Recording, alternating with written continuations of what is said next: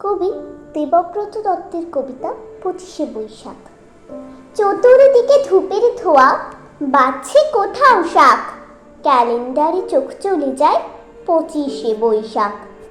বোন বলল, ঠাকুর পুজো, বাজছে না তো ঢাক, রেডিওতে চলছে শুধু 25শে বৈশাখ।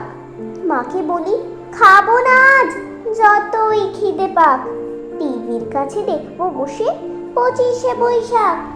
বাবা বলে, টিভি দেখা আজকে না হয় রাখ, সবাই মিলে করব পালন 25শে বৈশাখ। ভাই বলল, বীর পুরুষ। দাদা বলল, থাক, ভাগ্যে খোকা সঙ্গে ছিল 25শে বৈশাখ।